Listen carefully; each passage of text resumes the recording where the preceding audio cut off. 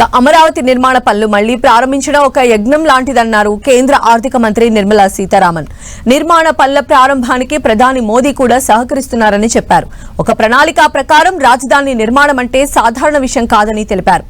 ఒకే చోట ప్రభుత్వ రంగ బ్యాంకులు, బీమా సంస్థలు ఉండటం అరుదని, ఆర్థిక తోడ్పాటు అందించాలని 15 బ్యాంకులు, ఆర్థిక సంస్థలకు శంకుస్థాపన చేశామని నిర్మలా సీతారామన్ చెప్పారు.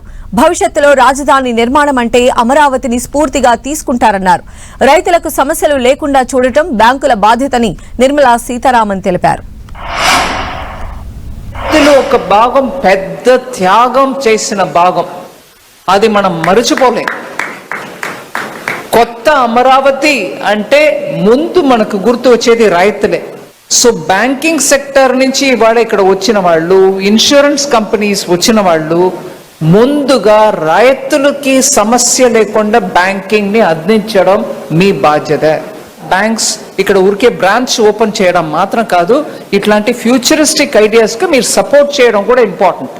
యాజ్ బిజినెస్ ప్రాస్పెక్ట్స్ మీ కమర్షియల్ డిసిషన్ మీరు తీసుకోండి, కానీ ఇట్లాంటివి ప్లాన్ చేస్తున్నారు అంటే మీరు దానికి అండదండగా ఉండడం చాలా ముఖ్యం. సీఎం గారు క్వాంటమ్ హబ్, అలాగే ఏఐ కోసం చాలా ఇక్కడ డిస్ట్రిక్ట్ గా ఐటీఐస్ కి బడ్జెట్, కేంద్ర బడ్జెట్ ద్వారా డబ్బు వస్తుంది. అక్కడ డిస్ట్రిక్ట్ లెవెల్లో ఉన్న ఐటీఐస్ ని ఏఐ ట్రైనింగ్ సెంటర్ గా మార్చడానికి బడ్జెట్ లో అనౌన్స్ చేసాం. అది కూడా సీఎం గారు ఒక 2 districts లో పైలట్ టెస్ట్ చేయవచ్చు. అక్కడ మన యువకులు వచ్చి ఏఐ ట్రైనింగ్ పొందుకుంటే వాళ్ళకి వెంటనే ఇండస్ట్రీలో ఇవాళ ఉద్యోగం రావడానికి ఆస్కారం ఉంది అని ఆ స్కీమ్ ని కూడా ఇంప్లిమెంట్ చేస్తున్నారు.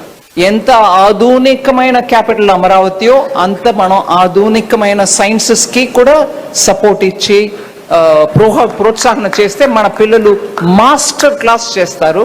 వాళ్ళ కోసం నా gratefulness for Institute of Astrophysics for coming in and doing this. So Amaravati is not just going to be iconic for itself.